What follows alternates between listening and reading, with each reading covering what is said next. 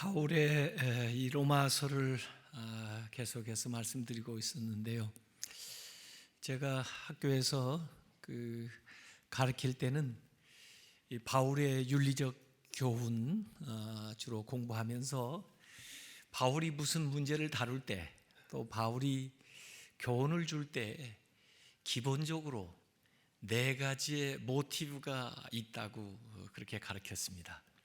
그래서 어떤 본문, 어떤 문제를 읽을 때 어떤 동기에서 또 무슨 모티브에서 이 말을, 또 이 사건을 다루고 있는가 하는 것을 주목해 보라고 가르치고, 또 학기 말이 되면은 시험 문제를 낼 때 이 바울의 말씀 가운데 몇 구절을 제시하고 이 말씀 안에 내포되어 있는 모티브를 찾아내라, 이렇게 해서 복합적으로 나타나기도 하고 또 한 가지가 나타나기도 하고 그러는데, 그 바울의 4가지의 그 근본적인 모티브는, 첫째는 종말론적인 모티브예요. 주님이 오신다고 했는데 곧 오신다는 거죠. 그래서 주님 오실 때 잘 맞이할 수 있도록 준비를 해야 되는 거예요. 그래서 로마서 13장 권위에 대한 문제, 또 사회 문화에 대한 문제들을 다룰 때는 그 종말론적인 모티브가 강하게 깔려 있습니다. 그런가 하면 또 바울은 교회론적인 모티브에서 이 얘기를 하고 있어요. 교회가 연합해야 되고, 또 교회 안에서 서로 사랑해야 되고, 또 덕을 세워야 된다, 또 유익을 서로 끼쳐야 된다는 거죠. 그래서 은사의 문제를 다루거나, 또 로마서 14장의 음식 문제라든지 절기 문제를 다루는 데 있어서 그 교회론적인 모티브가 깔려 있습니다. 그런가 하면 오늘 로마서 15장의 이 교훈들을 줄 때에는 기독론적인 모티브가 깔려 있어요. 예수님을 본받아야 된다는 거죠. 또 예수님 안에서 우리가 살아가야 된다는 거. 특별히 우리가 예수님의 제자라고 하면은 예수님이 어떻게 행하셨는가를 잘 주목해서 보고 그 예수님처럼 예수님 닮은 삶을 살아야 된다는 교훈들을 주고 있어요. 그 밖에 하나 더 있다면 하면은 그게 성령론적인 모티브예요. 지금 우리가 믿음 생활을 하고 있는 것은 성령께서 우리를 인도하시기 때문에 성령의 인도하심을 받는 삶을 살아야 제대로 믿음 생활을 할 수 있다는 거예요. 이 4가지의 모티브가 복합적으로 또는 하나씩 그 문제를 다루는 데 있어서 교훈을 주는 데서 나온다는 거죠. 오늘은 기독론적인 모티브에서 이 말씀을 한번 찬찬히 생각해 보면은 우리에게 바울이 뭘 얘기하려고 했나 하는 것을 잘 알아들을 수가 있을 것 같아요. 먼저 첫 번째는 1절에 믿음이 강한 우리는 마땅히 믿음이 약한 자의 약점을 담당하고, 여기 먼저 제가 강조하고 싶은 것은 믿음이 약한 자의 약점을 담당하고 해요. 그래서 약한 자의 그 약점을 담당해 줘라. 그리고 자기를 기쁘게 하지 아니할 것이라 라고 얘기했어요. 이 약점을 담당한다. 바스타조라고 되어 있는데, 바스타조라고 하는 것은 대신 짊어진다는 의미예요. 약한 자의 그 짐을 대신 짊어주는 거지. 그게 감당하고예요. 군에 다녀오신 분들은 아마 그 행군을 할 때 장거리 구보를 하거나 또 갈 때 그 완전군장을 하고 가는데, 가다 보면은 개중에 좀 약한 친구가 지쳐가지고 더 이상 가지 못할 때도 있고, 또 발에 물집이 생겨서 걸어가기도 힘들어 할 때 있어요. 그러면 그 친구를 버리고 가는 게 아니고 다른 동료들이 같이 붙어가지고 그 짐을 대신 져주기도 하고 또 옆에서 부축을 하기도 하고 그렇게 해서 함께 그 행진을 하죠. 그러니까 우리 믿음 생활하는 데 있어서 연약한 사람들이 있어요. 그런 사람들을 나무래거나 또는 그냥 저버리고 우리만 나아가는 것이 아니고 우리가 믿음 생활하는 데 있어서 믿음이 연약한 사람들의 그 짐을 내가 대신 짊어지고 그 사람의 약점을 마치 내 약점인 것처럼 내가 그것을 해결하려고 부담을 지는 그런 삶을 살아라 하는 것을 성경에서 가르쳐주고 있는 거죠. 여러분이 뭔가 강하다고 하면, 여러분이 무엇인가 가지고 있다면, 여러분에게 무슨 여유가 있다면 그건 어떻게 보면 약한 사람, 부족한 사람 돌보라고 하나님이 여러분에게 주신 것이에요. 그래서 그 물질로, 그 시간으로, 그 건강으로, 그 지혜로 약한 사람들, 어려운 사람들을 붙들어주면서 세워주면서 나아가라는 겁니다. 바로 예수님이 그렇게 하셨죠. 빌립보서 2장 2절에서 4절까지 보면 마음을 같이하여 같은 사랑을 가지고 뜻을 합하며 한 마음을 품어, 전부 여기까지 하나가 되라는 얘기예요. 아무 일에든지 다툼이나 허용으로 하지 말고 오직 겸손한 마음으로 각각 자기보다 남을 낮게 여기고 각각 자기 일을 돌볼 뿐더러 자기 일을 할 뿐만 아니라 또한 각각 다른 사람들의 일을 돌보아 나의 기쁨을 충만하게 하라. 그래야 이 바울도 기쁘다는 거고 그래야 하나님도 아마 기뻐하신다는 얘기예요. 이것이 바로 예수님이 하신 일입니다. 예수님께서 우리의 약점을, 우리의 죄를 담당하시기 위해서 하늘 보좌를 버리시고 낮고 천한 이 인간 세상에 내려오셔서 우리의 약점, 우리의 허물, 우리의 질병, 우리의 죄를 예수님께서 대신 짊어지셨어요. 그것이 마태복음, 그것이 이사야서 53장 4절 6절에 나와요. 그는 실로 우리의 질고를 지고, 우리의 질고에 예수님이 지신 것이요, 우리의 슬픔을 당하였거든. 예수님이 당하신 건 우리의 슬픔이에요. 우리는 생각하기를 그는 징벌받아 하나님께 맞으며 고난을 당한다 하였노라. 그걸 알아주지도 않아요. 그렇게 인정도 하지 않는 우리를 위해서. 그가 찔림은 우리의 허물 때문이요 그가 상함은 우리의 죄악 때문이야. 그가 징계를 받음으로 우리는 평화를 누리고 그가 채찍에 맞음으로 우리는 나음을 입었도다. 우리는 다 양 같아서 그릇 행하여 각기 제 길로 갔거늘 여호와께서는 우리 모두의 죄악을 그에게 담당시키셨도다. 바스타죠. 담당했다는 거예요. 예수님이 우리의 모든 죄악을 대신 짊어지신 거, 그것이 십자가입니다. 그래서 로마서 5장에도 하나님의 사랑을 설명할 때 하나님의 사랑이 우리에게 나타나는데 예수 그리스도를 통해서 하나님이 우리에게 사랑을 보이셨는데 우리가 연약할 때, 우리가 죄인 되었을 때, 우리가 원수 되었을 때 그 모든 것을 예수님께서 십자가에서 담당하셨다는 거예요. 그런 것처럼 우리도 신앙생활하면서 연약한 사람들의 그 짐을 바스타주 대신 짊어지라는 거예요.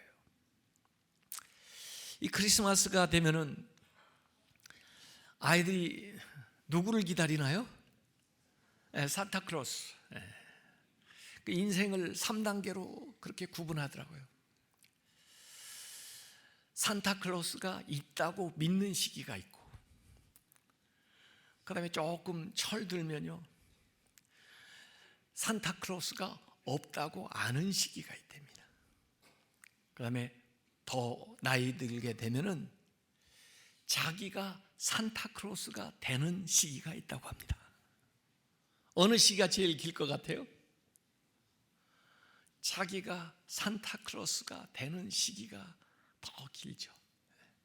그래서 아이들 위해서 선물 마련해 주기도 하고, 또 어려운 사람들 위해서 우리가 마련해 가지고 그들에게 선물을 제공하기도 하죠.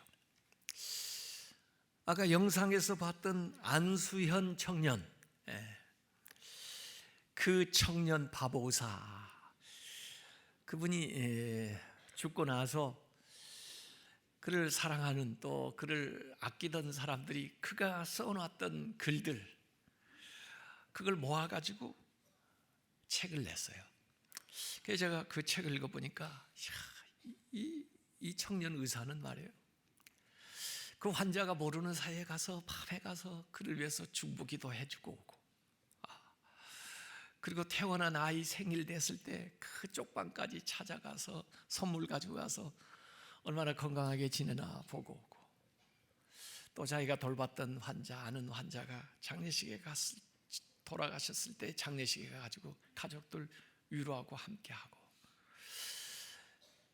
자기가 참 헌혈도 많이 했더라고. 한 30차례 이상 헌혈하고, 또 어떤 때는 바로 직접 환자를 위해서 그 자리에서 헌혈하면서 다른 의사들이 그 수술하는 거기에 지켜 있고, 말씀으로 위로하고 찬양 테이프 가져다 주고 그러는 분이에요. 이 책에 이런 얘기 나옵니다. 과연 나는 길게 줄을 서서 기다리는 환자들 한 사람 한 사람의 얼굴이 내게로 환자로 오신 그리스도라는 사실을 기억하고 있는가? 그 환자 대할 때, 저 사람 모습으로 변장해서 그리스도가 나에게 오셨는지 몰라, 아마 그런 마음으로 진료를 했나 보죠. 마태복음 25장에 예수님이 작은 자, 그 작은 자 안에 내가 숨어 있다는 얘기 하셨어요. 나그네, 병든 사람, 감옥에 있는 사람, 헐벗은 사람, 굶주린 사람, 그 사람 안에 내가 있었고, 그를 대해 준 것이 바로 나에게 대해 준 것이라고 예수님께서 말씀하신 적이 있는데, 이분이 이렇게 살았어요. 이 책에 보니까요, 우리 인간 몸 안에 있는 동맥 가운데 더 이상 동맥 역할을 하지 않는 동맥이 있다고 합니다. 그 동맥이 배꼽 동맥이래요. 그 배꼽 동맥은 원래 어머니 모태에 있을 때 어머니에게 그 생명줄로 그 공급을 받아서 그 다음에 그 아이가 성장을 한 거죠. 그러다가 출산을 할 때, 그 다음에 이제 태를 자를 때, 그때부터 더 이상 이제 외부로부터 오는 것이 아니라 내부에서 이제 혈액순환이 되기 때문에 더 이상 이제 사용되지 않아서 몸 안에 있지만은 그 다음에 퇴화돼서 있는 그 흔적이 배꼽동맥이래요. 그러면서 이분이 그런 글을 쓰고 있어요. 우리가 예수 안 믿는 사람에게 그 마치 어머니의 그 탯줄처럼 생명을 전해주는 혈관이 돼야 된다고. 그래서 그들에게 하나님의 사랑과 하나님의 생명을 전해줘서 그 다음에 그가 어느 순간에 스스로 하나님을 믿고 또 하나님의 사람이 될 수 있을 그때까지 그 생명줄 역할을 해야 되는 것이 우리고, 그리고 그의 삶에서 그 배꼽 탯줄처럼, 동맥처럼 우리가 그와 함께 했었던 그 흔적이 그의 일생에 남게 해야 된다는 그런 묵상을 자기 하는 일을 통해서 이렇게 기록해 놓은 이야기들이 여기에 나오더라고요. 인간이 짐승하고 다른 것은, 인간은요 약한 사람을 돌본다는 겁니다. 돌볼 줄 안다는 거예요. 짐승의 세계는 양육강식이죠. 강한 자가 약한 자를 잡아먹는 그 정글의 법칙이 지배하는 게 짐승의 세계고, 인간의 세계는요 힘 있는 사람이 약자를 배려하는 것이 동물하고 다른 거예요. 그런데 요새는 보니까요, 그 다른 게 별로 없어지더라고요. 인간들 사는 생활도 사회도 정글의 법칙처럼 정글과 다를 바가 없는 약육강신의 일들이 벌어지고 있고, 요새는 동물들의 세계도 이 유튜브나 어디 영상에 올라온 거 보니까요, 아니 사자가 말이에요, 그 사슴을 보호해 주더라고요. 그 정글인데요, 야생인데요, 그 사자가요 어스렁거리면서, 저는 그 사슴을 잡아먹으려고 하는 줄 알았더니 다른 것들이 와서 해치지 못하도록 그 새끼들을 보호해 주고 있더라고요. 그러니까 요새 사람은 짐승다워지고 짐승은 사람다워지고 그러나 원래 하나님에 대한 그 이상을 예수님 하나님 또 성경에 피력할 때 하나님의 나라라고 하는 것은 그 사자, 아이, 뱀, 어린 양, 이런 정말 존재들이 같이 놀면서 같이 공존하면서 지나는 것이 바로 하나님 나라의 이상이라고 얘기했죠. 그러니까 강한 자가 약자들을 배려하면서 공존하는 것, 그것이 이 세상에서 우리가 볼 수 있고 보여줄 수 있는 하나님 나라의 모습이죠. 그래서 바울은 강한 너희들은 약한 사람들의 그 약점을 담당해 주라 하는 교훈을 첫 번째로 주고 있어요. 두 번째, 이 바울의 교훈은 이웃을 기쁘게 하라 그래요. 신앙생활이 나 자신의 이기적인 만족을 위한 것이 아닙니다. 신앙생활은 하나님을 기쁘시게 하는 생활이고요, 신앙생활은 다른 사람을 기쁘게 하는 생활이 신앙생활이에요. 신앙생활하다가 보면 이기주의적인, 자기 중심적인, 자기 만족만을 추구하는 그런 신앙생활을 하는 경우가 있어요. 그렇게 해서는 안 된다는 거죠. 남을 기쁘게 하고 더 나아가 주님을 기쁘게 하는 이타적인 삶을 연습하고 살아가야 돼요. 여기 예수님을 이런 면에서도 본받아야 되는데 3절에 보니까 그리스도께서도, 예수님께서도 자기를 기쁘게 하지 아니하셨나니. 예수님의 생애가 철저히 이타적인 삶이에요. 이 세상에 오신 것부터 시작해서 모든 삶의 모습이 이타적인 삶이에요.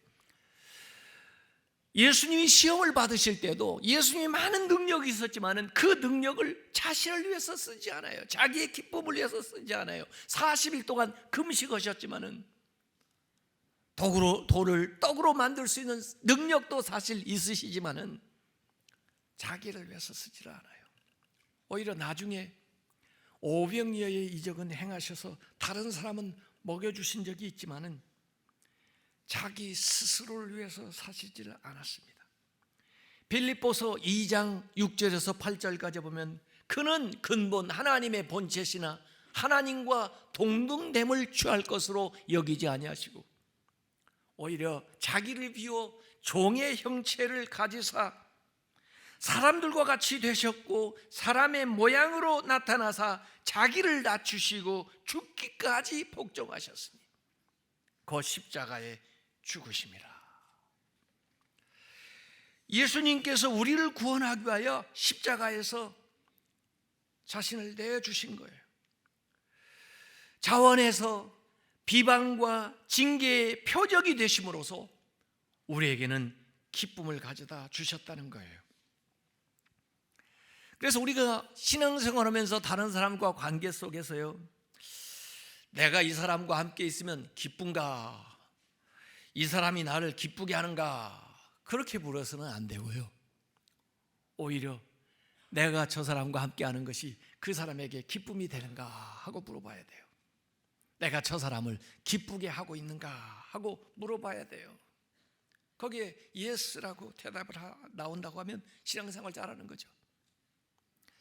고린도전서 13장 5절에도 보면 사랑에 대해서 설명할 때 사랑이라고 하는 것은 자기의 유익을 구하는 것이 아니고 남의 유익을 위하는 거다, 이게요. 이타적인 거예요. 그래서 바울은 여기 이웃을 기쁘게 해라, 그게 두 번째 교훈이에요. 세 번째 말씀은 2절 하반절에 선을 이루고 덕을 세우라고 해요. 남을 기쁘게 할 뿐만 아니라 선을 세우고, 선을 이루고 덕을 세우라. 선을 이룬다. 이 선을 이룬다는 말이 앞에 로마서에도 또 한 번 나와요. 로마서 8장 28절에 보면요, 우리가 알거니와 하나님을 사랑하는 자 곧 그 뜻대로 부르심을 입은 자들에게는 모든 것이 합력하여 선을 이루느니라. 선을 이룬다고 나와요. 근데 왜 이렇게 모든 것들이 다 좋은 일이나 안 좋은 일이나 다 합력해서 선을 이루게 되나 하고 보니까 그 로마서 8장 26절에는 성령께서 우리의 연약함을 도우시기 때문에 그 이유가 나와요. 우리를 위해서 대신해서 기도해 주시기 때문에 이유가 나와요. 그래서 우리가 당한 모든 일들이 합력해서 선을 이룬다 하는데, 오늘 여기 로마서 15장에 2절에 나온 것을 우리가 다시 한번 생각해 본다면, 성령님이 도우시는 것뿐 아니라 선을 이루기 위해서는 우리가 서로 도울 때, 그 연약한 것을 우리가 서로 감당해 줄 때 그의 삶에 있어서 또 우리에게 하나님의 선이 이루어지는구나 하는 것을 생각할 수가 있어요. 바울은 오늘 여기 4절에 15장 4절에 성경에 대한 이야기도 했습니다. 무엇이든지 전에 기록된 바는, 전에 기록된 것은 성경, 구약 성경이죠. 그 성경은 우리의 교훈을 위하여 기록된 것이니 그랬습니다. 오늘 우리 이 세상을 살아가는 우리에게 교훈을 주기 위해서 전에 그 성경들이 기록됐다는 거예요. 말씀들이. 사실 오늘이 대림절 세 번째 주일이면서 성서주일이에요. 그래서 오늘 본문을 읽어보니까 딱 오늘 주일하고 아주 일치하는 말씀들인데, 이 성경에 대한 이야기가 나와요. 우리가 이 성령님을 통해서 위로를 받기도 하고요, 또 우리 성도들이 옆에서 같이 함께 하니까 위로를 받기도 하고요, 그 다음에 이 성경을 통해서 우리가 위로를 받아요. 성경에 나와 있는 말씀, 그 소망이 우리를 붙들어 주기 때문에 우리가 인내할 수 있어요. 그래서 이 성경이 우리를 위해서 기록됐다는 거예요. 그래서 성경은 우리에게 교훈을 주고 위로를 주고 인내할 수 있게 해주고 소망을 이루어 준다는 거예요. 그래서 성경을 위로로 삼고 소망으로 삼고 살아가야 된다는 거죠. 그래서 4절에 우리로 하여금 인내로 또는 성경의 위로로 소망을 가지게 함이니라. 5절에도 이제 인내와 위로의 하나님이 너희로 그리스도 예수를 본받아, 여기도 예수님을 본받아 서로 뜻이 같게 하여 주사, 이렇게 나옵니다. 그래서 이 하나님의 말씀 통해서 우리가 위로를 받아요. 하나님의 말씀 때문에 우리가 인내할 수가 있어요. 또 하나님의 말씀이 이루어질 것을 소망하면서 우리가 같이 살아가는 거죠. 그래서 그걸 위해서 우리가 성경 말씀을 배우고 성경 말씀을 또 가르치고 또 성경 말씀을 묵상하고 외우고 그러는 거죠. 만약에 이 성경이 우리에게 주시는 소망이 없다면 어떻게 이 어려운 삶을 참고 견디겠어요? 어떻게 인내를 하겠어요? 영어 단어에는 그런 말이 있습니다. No pain, no gain. 고통 없이는 얻는 것도 없다, 그렇게 얘기하는데, 사실은 그 말을 까꿀로 해도 얘기가 돼요. 소망이 없다면 어떻게 참아내겠어요? 앞으로 이루어진다는 소망이 없으면 어떻게 어려움을 견뎌내겠느냐고요. 그래서 no hope, no cope. 소망이 없으면 극복할 수도 없다, 이러죠. 하나님의 말씀이 소망이 되기 때문에 어려움이 있음에도 불구하고 참아 견뎌내게 되는 거죠. 그래서 히브리서 12장 2절 말씀에 보면은 믿음의 주요 또 온전케 하시는 이인 예수를 바라보자. 그는 그 앞에 있는 기쁨을 위하여 십자가를 참으사 부끄러움을 개의치 아니하시더니 하나님 보좌 우편에 앉으셨느니라 그랬습니다. 십자가를 참아요. 왜? 소망이 있었기 때문에. 그래서 이 말씀으로, 그리고 성령님으로, 그리고 우리 성도들이 서로 격려하면서 이 하나님의 소망을 이루어 나가는데 우리가 함께 해야 되죠. 그런가 하면 덕을 세우라고 그랬는데, 덕을 세우려면은 서로 용납을 해야 돼요. 그래서 로마서 14장에도 서로 받으라고, 서로 용납을 하고 그랬어요. 그래서 덕을 세우라고 그랬어요. 오늘 말씀 7절에도 그리스도께서 우리를 받아, 우리를 용납해서 하나님께 영광을 돌리신 것 같이 너희도 서로 받으라. 기독론적인 모티브가 나오잖아요. 그리스도께서 너희를 용납한 것 같이 너희들도 서로 예수님을 닮아서 용납을 해라는 거예요. 변화는요, 받아들이는 것부터 시작합니다. 당자가 아버지 집에 물론 돌아오기는 했지만 돌아올 때 경제적인 이유가 커요.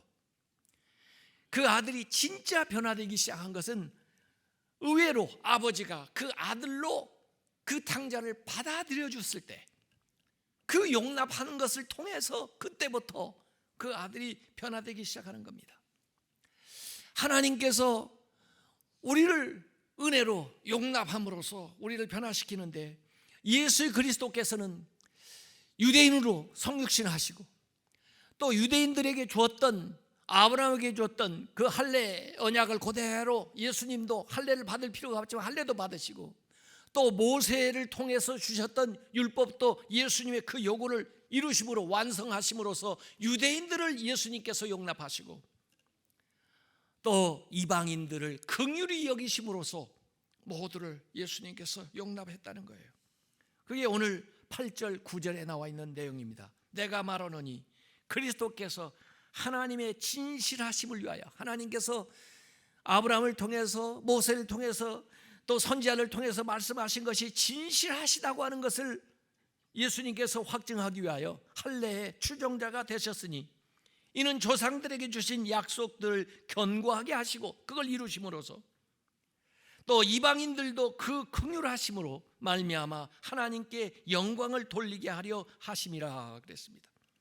그래서 예수님은 유대인뿐만 아니라 이방인조차도, 유대인은 약속을 이룸으로써 받아들이시고 이방인은 긍휼히 여기심으로써 그들 받아들여서 하나님께 영광을 돌리셨다는 거예요. 그것이 예수님이 이 세상에 오신 성탄의 의미입니다. 예수님이 이 세상에 오신 것은, 유대인처럼 육신을 입고 이 세상에 오신 것은 그들에게 언약하신 구약의 모든 것을 이루기 위하며 우리 이방 백성들에게 하나님의 긍휼하심을 베풀어서 우리를 구원하기 위하여, 그래서 하나님께 영광을 돌리게 오셨다는 거예요. 그래서 구약에서부터, 이미 태초부터 그 열방이 하나님을 찬양하고 열방의 구원이 임하고 열방이 하나님 앞에 나오는 것을 예언한 그 대목들을 바울은 인용을 해가지고 거기에 설명을 합니다. 그래서 시편 18편 49절, 여호와여 이름으로 내가 이방 나라 중에서 주께 감사하며 주의 이름을 찬송하리이다, 이 말씀을 인용해 가지고 10절에 이 얘기 해놨고, 신명기 32장 43절 너희 민족들아 주의 백성과 즐거워하라, 그 말씀을 여기 11절에 10절에 인용을 해놨고, 그 다음에 시편 117편 1절은 너희 모든 나라들아 여호와를 찬양하며 너희 모든 백성들아 그를 찬송할지어다, 이것은 11절에 인용을 해놓고 있어요. 그래서 열방이라는 말을 여러분이 인용된 것에서 볼 텐데, 구약에 이미 유대인뿐만 아니라 하나님께서 모든 나라 사람들이 이스라엘과 더불어 하나님을 즐거워하고 하나님을 찬양하고 하나님께 영광 돌리게 하셨는데, 그걸 바로 예수 그리스도를 통해서 이뤘다는 거예요. 그 12절에 나와 있는 이사야의 예언은 이사야서 11장 10절에 나와 있는 내용이에요. 그날에 이새의 뿌리에서 한 싹이 나서 만민의 기치로 설 것이요 열방이 그에게로 돌아오리니 그가 거한 곳이 영화로우리라. 여기 이새의 뿌리는 다윗의 아버지가 이새죠. 그래서 다윗의 후손으로 오는 거죠. 그래서 오늘 12절에 다시 바울은 이렇게 그 말씀을 풀어서 이 얘기를 했어요. 이새의 뿌리 곧 열방을 다스리기 위하여 일어나시는 이가 있으리니, 메시아죠. 열방이 그에게, 그 메시아에게, 그리스도에게 소망을 두리라, 이렇게 얘기했습니다. 제가 주일 4부 예배에는 시편을 강해를 하고 있어요. 지난주에 요사이 이제 대림절에 읽는 시편을 이야기를 하고 있는데, 시편 110편을 읽어보면 1절에 그렇게 나옵니다. 다윗의 시편에 다윗이 자기의 후손으로 오시는 메시아를 주라고 고백을 하고 있어요. 그러니까 예수 그리스도는 다윗의 후손이시면서 주님이에요. 다윗에게 어떻게 그게 가능하냐? 아마 구약 사람들은 이해를 못했을지도 몰라요. 그런데 메시아가 다윗의 후손으로 오시면서 그 메시아는 다윗보다 훨씬 전에 대초부터 계신 분이기 때문에 다윗의 주가 되는 거예요. 또 이게 멜기세덱의 반차를 쫓아왔다고 그랬어요. 멜기세덱이라고 하는 사람은 밑도 끝도 없이 그 창세기에 나타나는데, 아브라함이 그 멜기세덱한테 가가지고 복을 받고 멜기세덱이 복을 빌어줘요. 그리고 멜기세덱한테 10의 1을 11조를 드려요. 예수 그리스도께서 멜기세덱의 반차를 쫓아왔다. 그 멜기세덱은 제사장 겸 왕이에요. 이스라엘의 왕조 속에서는 왕과 제사장이 분리돼서 나타났는데, 어떻게 한 분이 왕이면서 제사장일 수가 있냐? 바로 메시아 예수 그리스도가 온 세계를 다스리시는 만왕의 왕이시면서 또 우리를 대속하시고 우리를 구원하시는 대제사장이시다. 이게 이루어지는 거죠. 이새의 뿌리로 오시는 그리스도, 다윗의 후손을 통해서 이 일이 이루어진다는 거예요. 마지막으로 바울은 하나님께 영광을 돌리라라고 우리에게 권면하고 있습니다. 6절에 한 마음과 한 입으로 하나님 곧 우리 주 예수 그리스도의 아버지께 영광을 돌리게 하려 하노라 그랬습니다. 사실 5절에도 보면은 예수 그리스도를 본받아 서로 뜻이 같게 하여 주시고 한 뜻이 되는 거고, 그 다음에 한 마음이 되고, 그리고 한 입으로 하나님께 영광을 돌리라 그랬어요. 한 뜻, 한 마음, 한 입이 되는 거예요. 하나가 되는 거죠. 사실 마음과 뜻이 하나가 돼야 한 말이 나오는 거죠.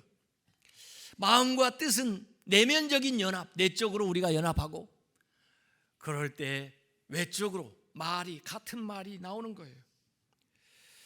그래서 하나님께 영광을 돌리라고 그랬는데, 하나님께 영광을 돌리기 위해서 어떻게 살아야 되냐? 우리의 인생의 목적이, 삶의 목적이 하나님께 영광 돌리는 건데 어떻게 살아야 영광이 되나? 바울이 6절에 우리가 하나가 될 때 하나님이 영광을 받으신다고 그랬어요.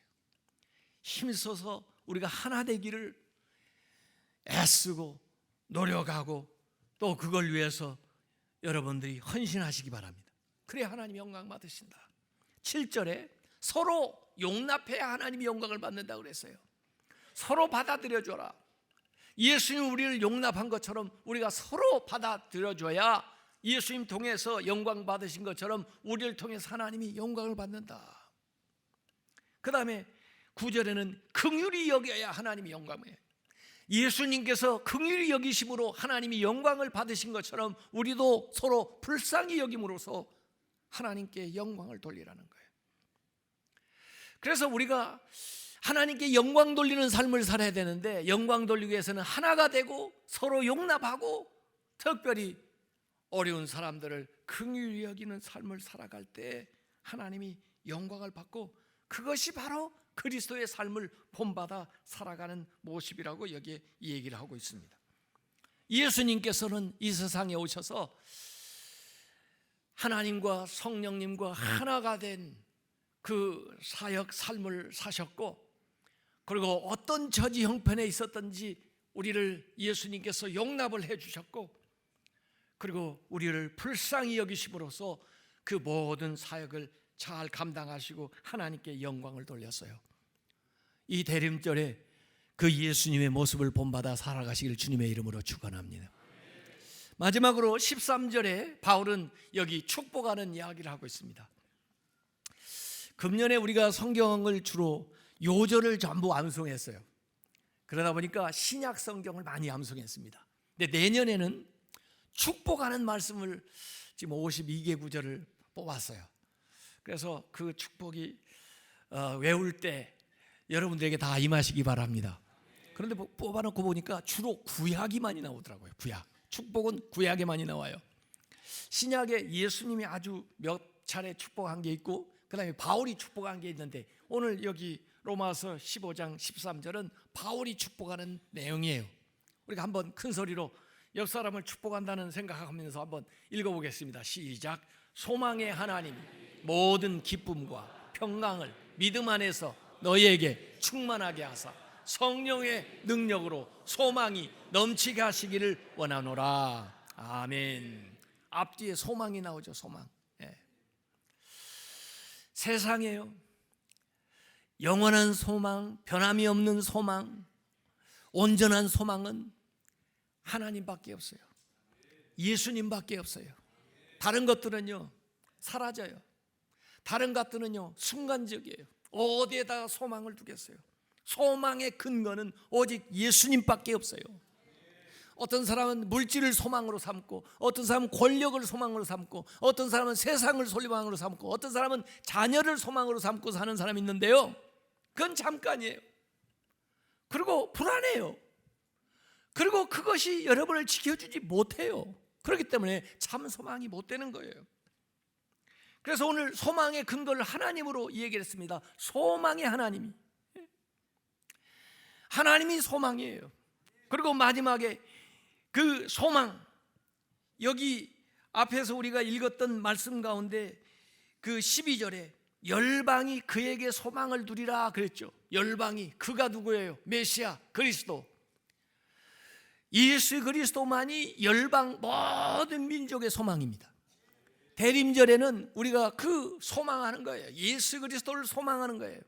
대림절에는 그 소망이 이루어지는 거예요. 그래서 주님을 소망하면서 우리가 살아가는데, 이세의 뿌리로 오셔가지고 우리의 소망이 되신 예수 그리스도를 우리가 바라보면서 나가요. 그 안에서 우리가 가지고 있는 믿음을 통하여 우리에게 모든 기쁨과 평강이 충만하게 공급이 됩니다. 하나님을 통해서, 여러분이 가진 믿음을 통해서 모든 기쁨과 평강이 충만하시기를 주님의 이름으로 축원합니다. 그리고 성령의 능력으로 소망이 넘쳐난다 그랬어요. 예수님이 소망의 근거고 하나님이 소망의 하나님이라고 그랬는데, 성령님은 성령님의 능력으로 우리 안에서 소망이 계속해서 넘쳐나도록 도와주시는 분이에요. 성령님이 마치 소망의 불에 기름을 부어주는 것처럼, 소망, 우리 안에 있는 소망에다가 성령께서 기름을 부어주셔서 우리 안에서 넘쳐나게 해주시는 거예요. 성령이 함께해서 그 소망이 넘쳐나시길 바랍니다. 소망이 넘쳐나면요 모든 부정적인 것들이 사라져요. 내 안에 소망이 넘쳐나면요 실패했던 경험, 절망, 우울, 두려움, 근심, 불평, 분노, 원망이 다 사라져요.